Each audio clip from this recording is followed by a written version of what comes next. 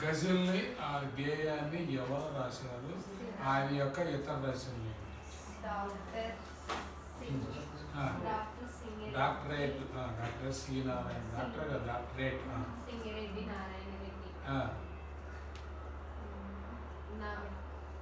చెప్పు ఆయన ఇతర రచనలు. ఆయన జ్ఞానపీఠ అవార్డు పొందాడు ఒక రచన వల్ల. విశ్వంబరలో జ్ఞానపీఠ అవార్డు పొందాడు. తర్వాత ఇంకేం రాశాడు? కలం సాక్షిగా, నాగార్జున సాగర్, దాదాపు కర్పూర వసంతం, మధ్యతరగతి మందహాసం, నైసర్గిక కూర్చో. నెక్స్ట్ ఎడారిలో ఈ దెబ్బలు దున్నితే పదం ఎందుకు? చెప్పు ఎందుకు అది చెప్పాలి. ఎడారి దెబ్బలు కరెక్ట్గా చెప్పండి. దున్నితే పొలం ముందు ఎన్నో జాగ్రత్తగా రాసుకో. ఎడారి దెబ్బలు చెప్పదు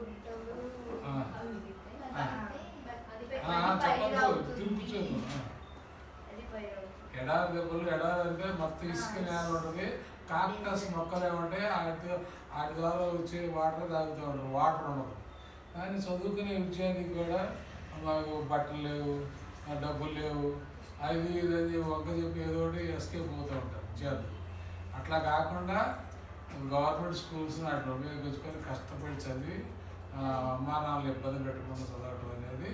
ఎడారి దెబ్బలు దున్నితే పొలం ముందుకు, ఫలం ముందు. అర్థమైనా ఇంపార్టెంట్ కాన్సెప్ట్. నెక్స్ట్ మనసుకు మొబ్బులు పడుతుంది. మనసు ఉండదు కదా నీకు. అట కాదు, ముందు మొబ్బుల్లో సార్. మొబ్బులకి మధ్యలో తేమతో నిండితే ఏమైతే, తేమతో నిండితే వర్షంగా పడి. అట్లాగే మనసుకి చింతలు, బాధలు, దుఃఖాలు ఇవన్నీ అంటుకుని అనుకో, ఇదేమైతే ఎక్కువైతే ఏడుపు రూపంలో, దుఃఖం రూపంలో కన్నీరు అవుతుంది. మబ్బులు ఎట్లా అయితే తేమతో ఉండి వర్షం పడుతుందో అట్లాగే మన మనసుకు కనుక చింతలు, బాధలు, దుఃఖాలు, కష్టాలు, నష్టాలు వస్తే ఏమైతే అది కన్నీరు కారుతుంది. నెక్స్ట్ పరోపకారం, పాటు పడటువంటి, పరుల కొరకు పాటు పడటువంటి. పరులు కంటే ఇతరులు పరులు అంటే చెప్పు. పరులు అంటే మన కుటుంబ సభ్యులు కాకుండా, అమ్మ నాన్న వీళ్ళు కాకుండా మిగతా వాళ్ళని బయట వాళ్ళ కోసం, కుల మతాలు లేకుండా వాళ్ళకి ఏదైనా ఆ సహాయం అవసరమైతే పరులు పాట పడతాం అంటారు. అర్థమైందా? జంకని అడుగులు దారవుతుంది. జంకని అడుగులు దారవుతుంది.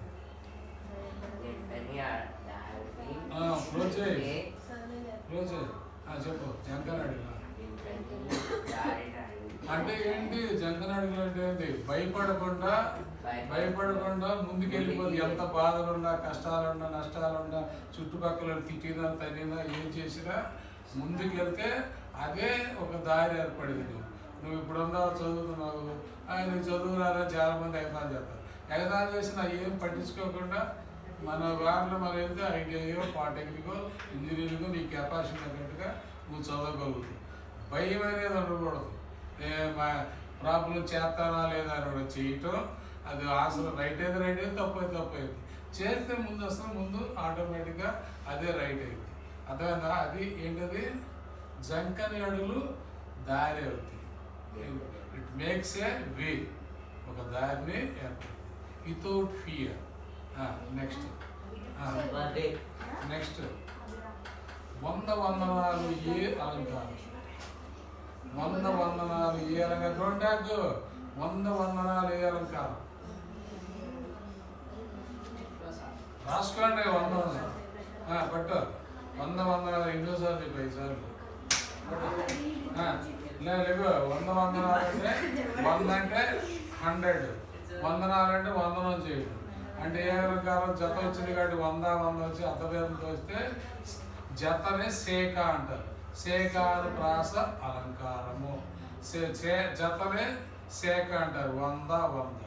కర్మలు అంటే సేమే, అర్థభేదం లేదు. కానీ ఇక్కడ 100 వందనాలు అర్థభేదం ఉంది. కాలు కాలుతుంది, చెప్పుతో కొడతాం. చెప్పానుకో చెప్పుతో కొడతాం. అదే కాలు కాలుతుంది, తేలుతుంది. ఇవన్నీ ఏంటది? సేకాను ప్రాస అలంకారాలు. అర్థమైందా? నాయన రాజు రివాజు పూజలు పట్టంలో అను. రాజు రివాజు ఏ అలంకారం? రాజు రివాజు పూజ పట్టం.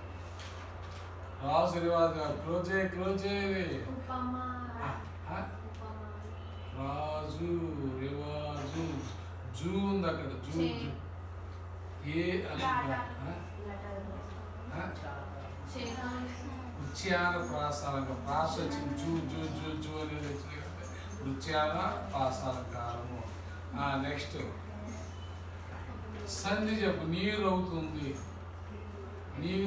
ఏ సంధి? ఆలస్యంలో అడుగుతున్నాను. అందుకని నీరు అవుతుంది. నీరు అవుతుంది ఏంటంటే ఇంటికి రాసుకోండి. అయ్యో మార్క్స్. నీరు అవుతుంది. నీరులో ఉంది ఉంది శబ్దం ఉంది కాబట్టి ఉకార సంధి. ఊ వస్తే ఆ వస్తే ఈ వస్తే ఒక అత్వ కొత్త సందులు అయి. నెక్స్ట్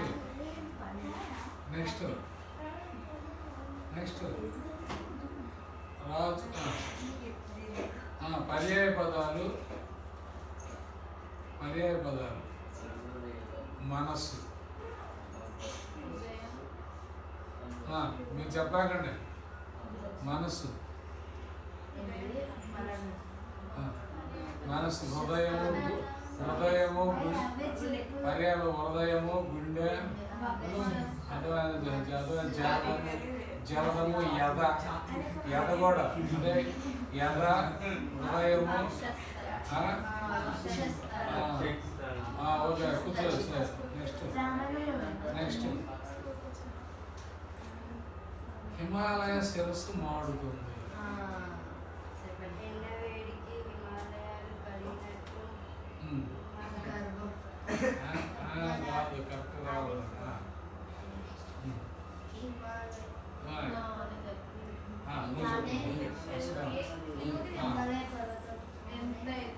ప్రపంచంలో కల్లా ఎత్తైన శిఖరం హిమాలయాలకే సూర్యరశ్మి తగిలింది. మనం ఎంత? అర్థమైందా? ఇది ఎప్పుడు ఏ కష్టాలు తెచ్చిపెట్టిందో చెప్పలేదు. కష్టం అనగా సుఖము, సుఖం అనగా కష్టము వెంటాడుతున్నట్టు. పగలకు రాత్రి ఎట్లా వెంటాడిద్దో, రాత్రి పగలు ఎట్లా వచ్చిందో, కష్టంకి సుఖం, సుఖంకి కష్టం వచ్చింది.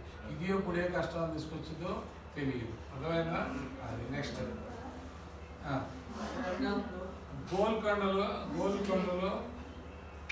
గోల్కొండలో ఉన్న ఆస్ట్రేలియాను తీసుకొచ్చే వృక్షాన్ని నలుగురు కూర్చునేట్టుగా చేశారు. ఆ వృక్షం పేరేంటి?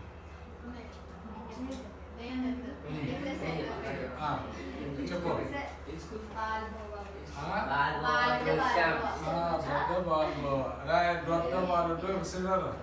నెక్స్ట్ గోల్కొండకి ఎన్ని దర్వాజాలు ఉన్నాయి? ఎన్ని బుర్జులు ఎన్ని ఉన్నాయి? 888. కూర్చోసరా. 6 రోజుల్లో గోల్కొండలో ఎంతమంది ఎంతమంది జనాభా ఉండేవారు? మీరు చెప్పండి. చెప్పు. కూర్చో. 2 లక్షలు. చెప్పాలి. నెక్స్ట్